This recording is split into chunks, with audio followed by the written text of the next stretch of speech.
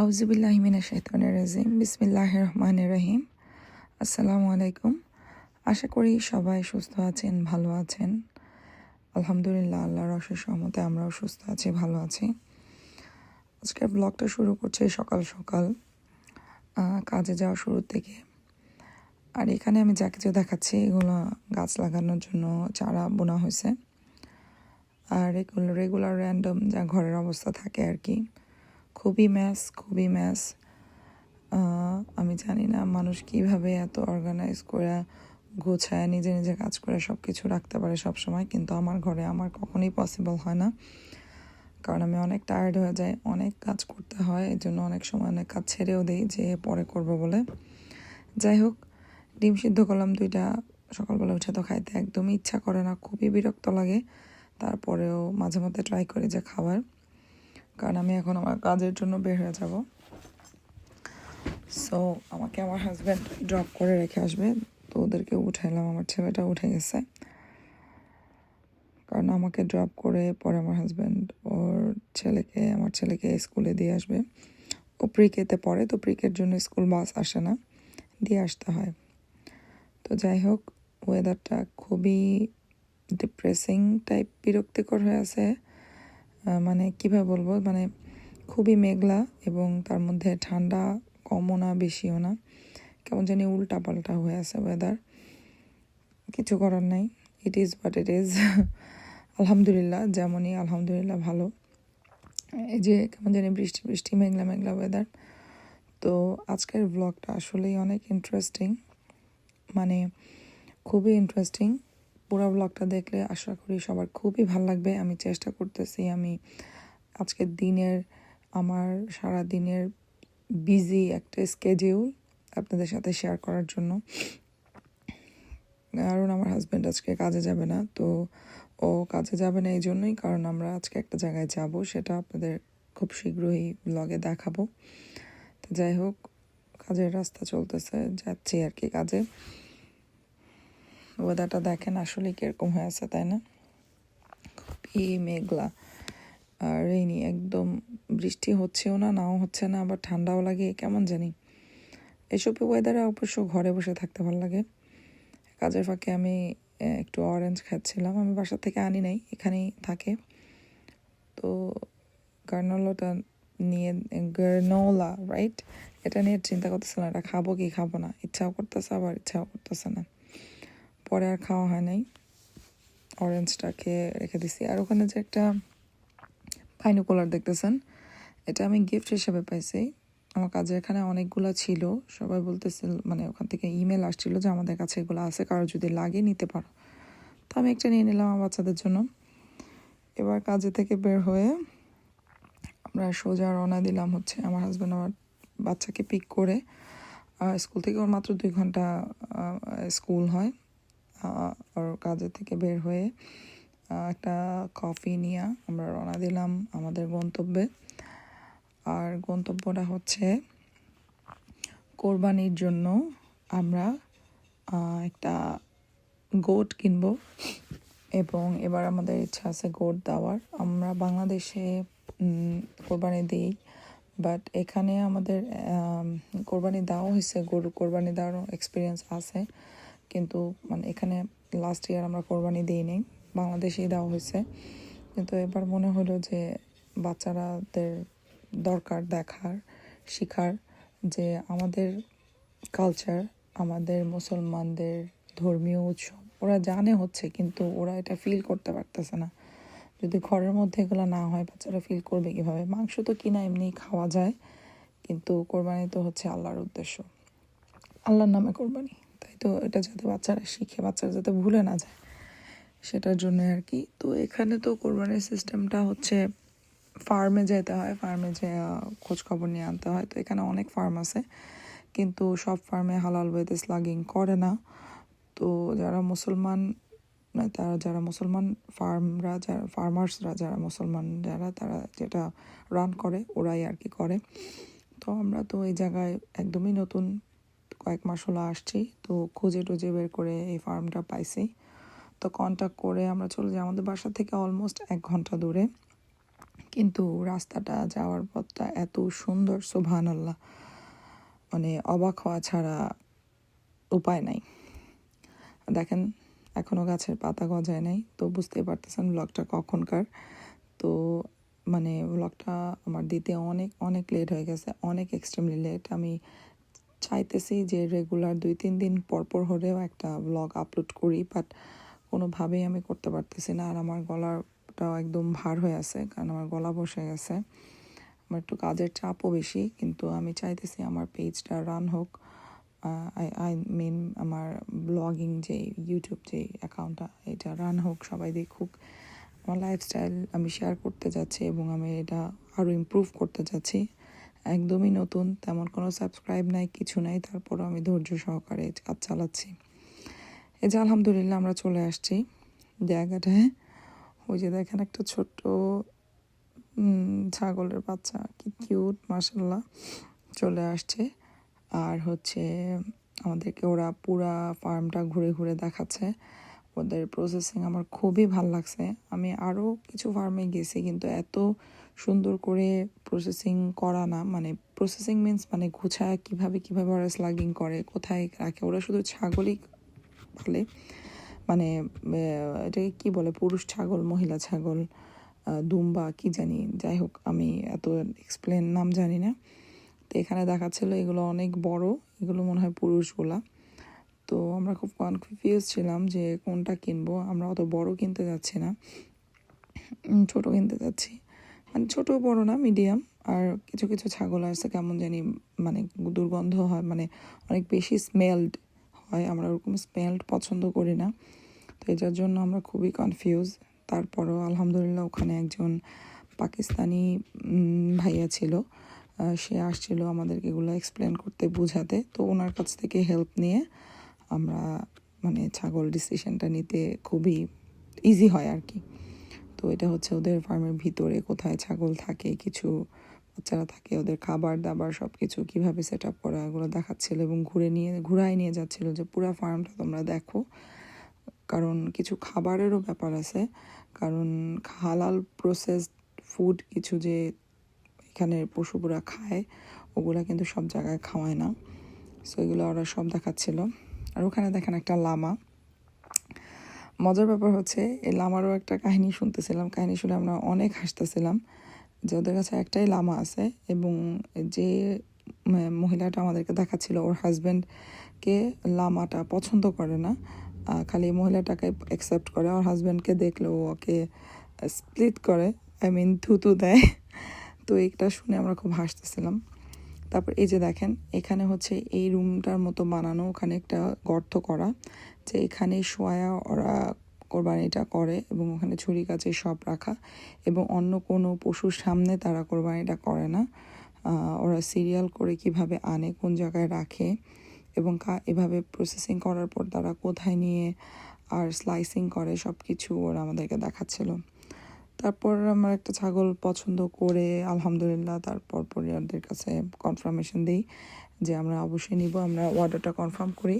ওদেরকে আমি টাকা দিতে চাই, ওরা বললো যে না, আমরা কোনো টাকাই আগে নেই না, আমরা অর্ডার কনফার্ম করে রাখতেছি, যদি কোনো কারণে পশুটার কোনো সমস্যা হয় বা কিছু হয় তোমাদেরকে আমরা কল দিয়ে জানাবো। আর ও যদি ভালো থাকে তো আলহামদুলিল্লাহ ভালো। এবং ছাগলটা, ও আমাকে এগুলো সব এক্সপ্লেন করতেছিল আর কি। আর কোরবানির 7 দিন আগে তারা আমাদের কাছে থেকে কনফার্মেশন নিবে, এবং ওভাবেই ওদের কাজ হয় আর কি। যখন কোরবানি হবে সব ওরা কমপ্লিট করে দেওয়ার পরে ওরা আমাদের কাছ থেকে টাকাটা নেবে। যাই হোক, আর এখানে ছাগলের সাথে তো কুকুরের অভাব নাই, কারণ হচ্ছে প্রত্যেকটা ফার্মের মধ্যে ছাগলের সাথে ওদেরকে পাহারা দেওয়ার জন্য কুকুর থাকে। আর ওই যে আমার হাজব্যান্ড আরেকটা কুকুরের সাথে খেলতেছিল, ওরা এখানে অনেক পেট রাখে কুকুর। তো আলহামদুলিল্লাহ আল্লাহর অশেষ রহমত, আমাদের সুন্দরভাবে অর্ডার করা কনফার্ম হয়ে গেল। আমরা অলমোস্ট 1 মাসের উপরে হবে, তার বেশি আগে, কোরবানির 1-1.5 মাস আগে আমরা কনফার্ম করে রেখে আসছি। অলমোস্ট 1 মাসই হবে মেবি, আমার একদম ক্লিয়ারলি মনে নাই।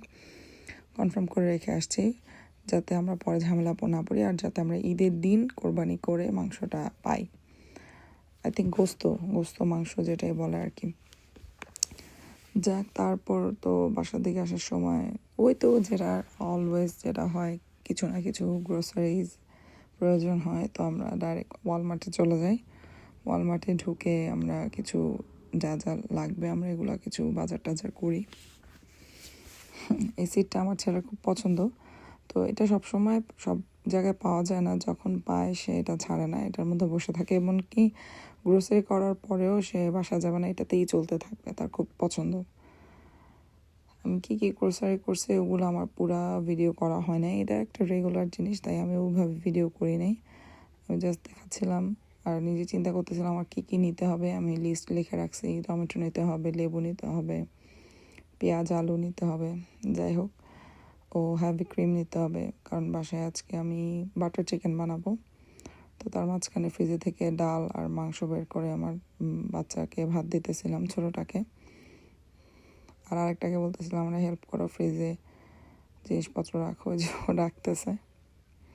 পাতিল দিয়ে বলতেছিলাম ওগুলো রাখো, যে টমেটো কিনে আনছি, টমেটো ফ্রিজে ঢোকাচ্ছে। আমি না বাচ্চাদেরকে দিয়ে কাজ করাই, হ্যাঁ আমার সবগুলো বাচ্চাই কাজ করে। এখন আমার ব্লগে যারা দেখতেছে এখন পর্যন্ত টুকটাক যেই দেখে, অনেকে কি মনে করবে আমি জানি না, যে এত ছোট বাচ্চাদের কাজ করে। আসলে ওরা আমাকে হেল্প করতেছে সেটা না, এটা হেল্প না, এটা প্রত্যেকটা ফ্যামিলি মেম্বারের রেসপন্সিবিলিটি। ঘরের সব কাজ করার দায়িত্ব আমার না। হ্যাঁ আমি মা, আমার রেসপন্সিবিলিটি সব কিছু হ্যান্ডেল করা, সব কিছু করা, কিন্তু তার সাথে আমার বাচ্চাদেরও সব কিছু করার এবং আমার হাজব্যান্ডেরও সব কিছু করার প্রয়োজন আছে। কারণ এটা আমার উপরে একা ছেড়ে দিলে হবে না, কিছু কিছু কাজ ওদেরকেও করতে হবে, এটা ওদের নিজের ফিউচারের জন্য ভালো। আমি এমন না যে আমি এখন বিদেশে থাকি বা বিদেশের লাইফস্টাইলের জন্য এখানে কাজের লোক থাকে না, তার কারণে নিজের একটু আরামের জন্য বাচ্চাদেরকে দিয়ে করাই। অফকোর্স নট, আরাম তো কোনোভাবেই হয় না, কাজ অনেক হয়। বাট বাংলাদেশেও আমি যখন ছিলাম তখন আমি আমার দেশেও যখন আমার কাজের লোক ছিল তখনও আমি আমার বাচ্চাকে দিয়ে, তখন তো আমার মেয়েটা ছোট ছিল অনেক, ওকে দিয়েও আমি অনেক কিছুই করাইতাম, ওর জিনিস গুছাইতে, ওর বিছানা গুছাইতে, বা কথায় কথায় কাউকে অর্ডার না দিতে বা কিছু না করাইতে।